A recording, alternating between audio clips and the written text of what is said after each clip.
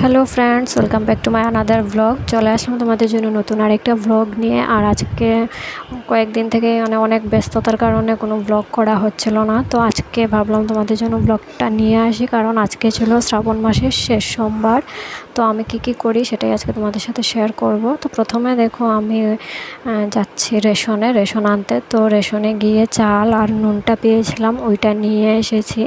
আর রেশনে যাওয়ার আগে আমি ঘরের সব কাজকর্ম শেষ করে গিয়েছিলাম।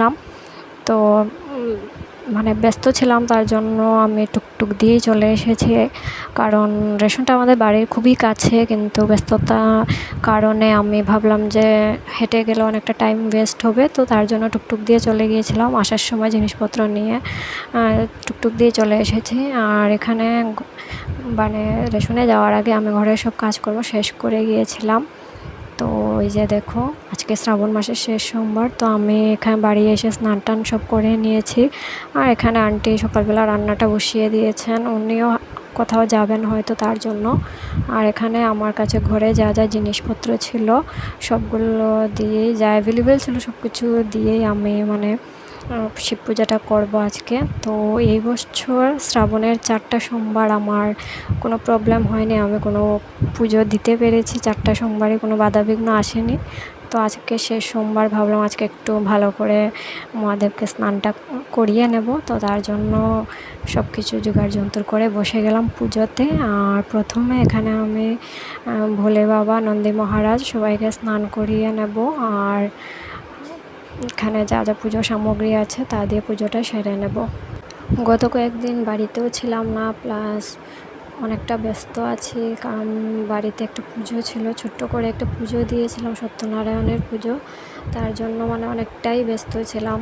এই পুজোটা দেবো করে প্রায় 3-4 মাস হয়ে গেছে, দিতে পারছিলাম না। তো কয়েকদিন আগেই পুজোটাও শেষ করলাম। আর আজকে যে দেখো, শ্রাবণ মাসের শেষ সোমবার, আমি ভোলেনাথকে পুজো দিয়ে দিয়েছি। আর আজকে আমার ভাগ্যটা এতই ভালো ছিল যে যেখানেই যাই ওইখানেই আমি শিবের প্রসাদ পেয়ে যাই। তো যাই হোক, বিষয়টা খুবই ভালো ছিল। আর আজকের দিনটাও আমার ভীষণ ভালো কেটেছিল, সত্যি বলে তো আমি খুব খুব খুব খুশি ছিলাম ওই দিনটা। তো দেখো, প্রথমে আমি কর্পূর দিয়ে দিয়েছি, চাল, তিল, তারপর কি বলে এটাকে, দুর্বা ঘাস দিয়ে দিয়েছি, আর একটা সাদা ফুল দিয়ে দিয়েছি মহাদেবকে। তো এইভাবে আমি পুজোটা সেরে নেব। তো পুরো ব্লগটা দেখতে থাকো তোমরা।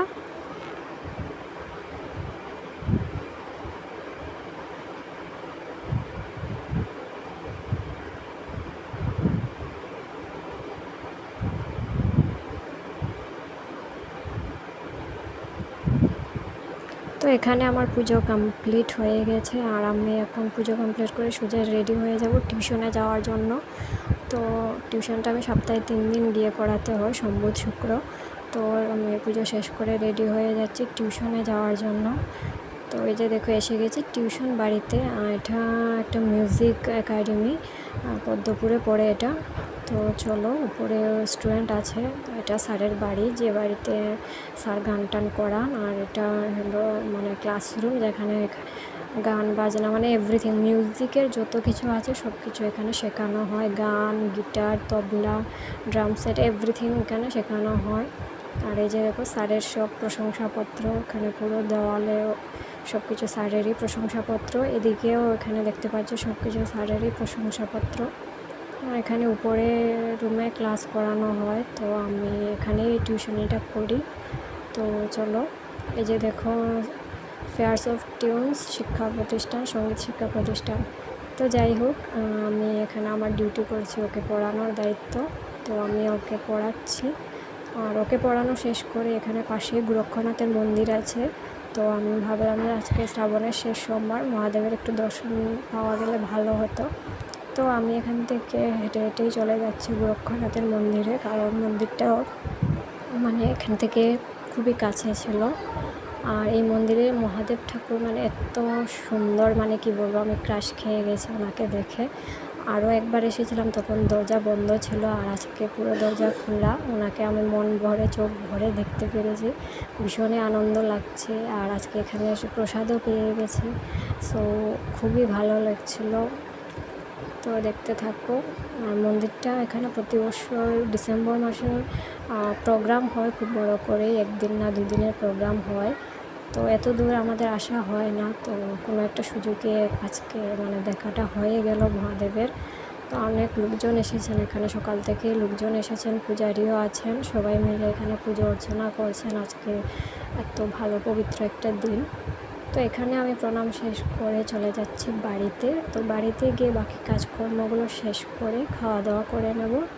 তো তো এই যে দেখো আমি ঘরে চলে আসলাম, আর এখন একটু ফ্রেশ হয়ে খাওয়া দাওয়াটা করে নেব। আর তারপর বিকেলবেলা এক জায়গায় মানে ঘুরতে যাওয়ার প্ল্যান আছে, তো ওইখানে যেতে হবে।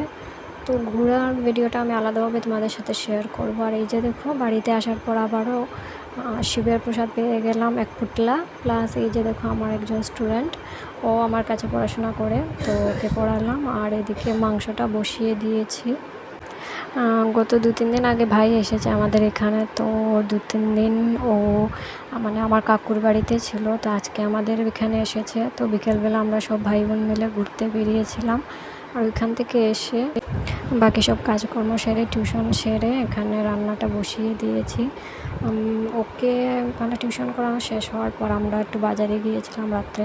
তো আসার সময় মাংস নিয়ে এসেছি, এখানে মাংসটা রান্না করে নিচ্ছি ফ্রেন্ডস। তো চলো আজকের ভিডিওটা এখানেই শেষ করছি।